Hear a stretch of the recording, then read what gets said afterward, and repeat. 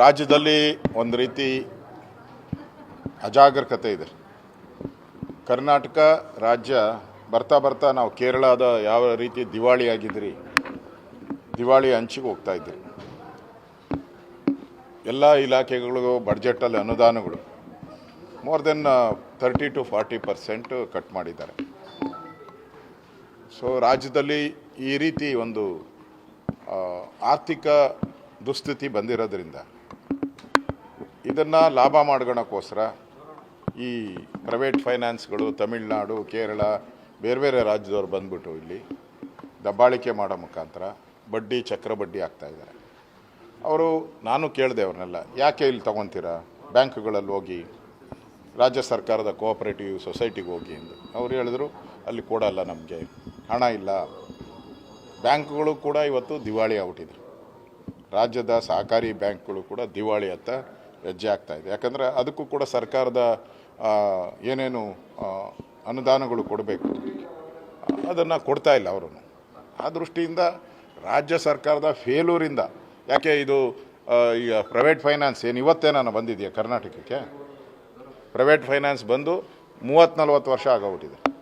ಅವಾಗ ಯಾವಾಗೂ ಇಲ್ದಿದ್ದು ಈಗ ಅವ್ರು ದಬ್ಬಾಳಿಕೆ ಮಾಡ್ತಾ ಇದೆ ಅಂದರೆ ರಾಜ್ಯದಲ್ಲಿ ಏನಾಗ್ತಾ ಇದೆ ಅಂದರೆ ಅವ್ರಿಗೆ ಒಂಥರ ಭಯ ಇಲ್ಲ ಇವಾಗ. ಯಾಕಂದರೆ ಕಾನೂನು ಸುವ್ಯವಸ್ಥೆ ಕುಸ್ತೋಗ್ಬಿಟ್ಟಿದೆ.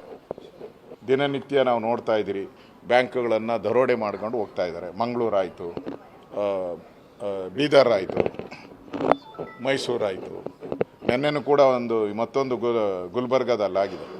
ಗುಲ್ಬರ್ಗಾದಲ್ಲಿ ಒಂದು ವ್ಯಕ್ತಿಯನ್ನು ಕಿಡ್ನಾಪ್ ಮಾಡಿ 2 ಕೋಟಿ ಬೇಡಿಕೆ ಇಟ್ಟಿದ್ದಾರೆ. ಪುಣ್ಯಕ್ಕೆ ನೆನ್ನೆ ನಾನು SP ಮಾತಾಡಿದೆ. ನಾನು SP ಮಾತಾಡಿ ಇಮಿಡಿಯೇಟಾಗಿ ನೀವು ಅರೆಸ್ಟ್ ಮಾಡಬೇಕು, ಇಮಿಡಿಯೇಟಾಗಿ ಕಂಡುಹಿಡೀರಿ ಅಂತ ಹೇಳಿ, ನಾನು ಇಲ್ಲ ಅಂದರೆ ನಾನು ಹೋರಾಟ ಶುರು ಮಾಡ್ತೀರಿ ಅಂತ ನೆನ್ನೆ ಅವರು SP ಅವರು ಫೋನ್ ಮಾಡಿದರು. ನಾವು ಇಲ್ಲ ಸರ್, ಸಿಕ್ಕಾಕ್ಕೊಂಡಿದ್ದಾರೆ, ಹಿಡಿದಿದ್ದೀರಿ ಅಂತ ಹೇಳಿದ್ರು.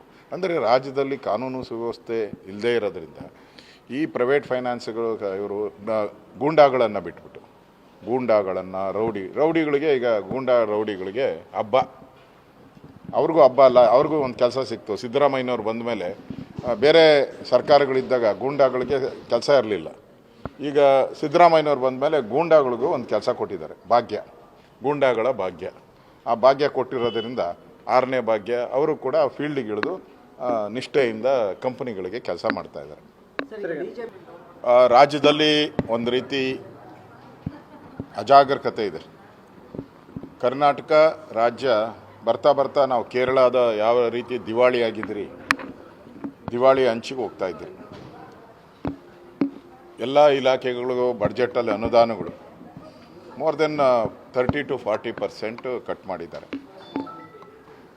ಸೊ ರಾಜ್ಯದಲ್ಲಿ ಈ ರೀತಿ ಒಂದು ಆರ್ಥಿಕ ದುಸ್ಥಿತಿ ಬಂದಿರೋದ್ರಿಂದ ಇದನ್ನು ಲಾಭ ಮಾಡ್ಕೊಳ್ಳೋಕ್ಕೋಸ್ಕರ ಈ ಪ್ರೈವೇಟ್ ಫೈನಾನ್ಸ್ಗಳು ತಮಿಳುನಾಡು, ಕೇರಳ, ಬೇರೆ ಬೇರೆ ರಾಜ್ಯದವ್ರು ಬಂದ್ಬಿಟ್ಟು ಇಲ್ಲಿ ದಬ್ಬಾಳಿಕೆ ಮಾಡೋ ಮುಖಾಂತರ ಬಡ್ಡಿ ಚಕ್ರ ಬಡ್ಡಿ ಆಗ್ತಾಯಿದ್ದಾರೆ.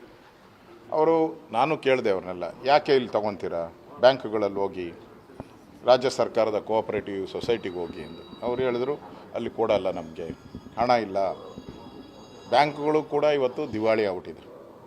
ರಾಜ್ಯದ ಸಹಕಾರಿ ಬ್ಯಾಂಕ್ಗಳು ಕೂಡ ದಿವಾಳಿ ಅಂತ ಹೆಜ್ಜೆ ಆಗ್ತಾಯಿದೆ. ಯಾಕಂದರೆ ಅದಕ್ಕೂ ಕೂಡ ಸರ್ಕಾರದ ಏನೇನು ಅನುದಾನಗಳು ಕೊಡಬೇಕು ಅದನ್ನು ಕೊಡ್ತಾ ಇಲ್ಲ ಅವರು.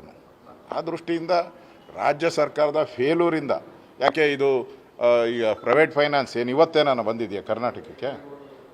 ಪ್ರೈವೇಟ್ ಫೈನಾನ್ಸ್ ಬಂದು 30-40 ವರ್ಷ ಆಗೋಗ್ಬಿಟ್ಟಿದೆ. ಅವಾಗ ಯಾವಾಗೂ ಇಲ್ದಿದ್ದು ಈಗ ಅವ್ರು ದಬ್ಬಾಳಿಕೆ ಮಾಡ್ತಾ ಇದೆ ಅಂದರೆ ರಾಜ್ಯದಲ್ಲಿ ಏನಾಗ್ತಾ ಇದೆ ಅಂದರೆ ಅವ್ರಿಗೆ ಒಂಥರ ಭಯ ಇಲ್ಲ ಇವಾಗ. ಯಾಕಂದರೆ ಕಾನೂನು ಸುವ್ಯವಸ್ಥೆ ಕುಸ್ತೋಗ್ಬಿಟ್ಟಿದೆ.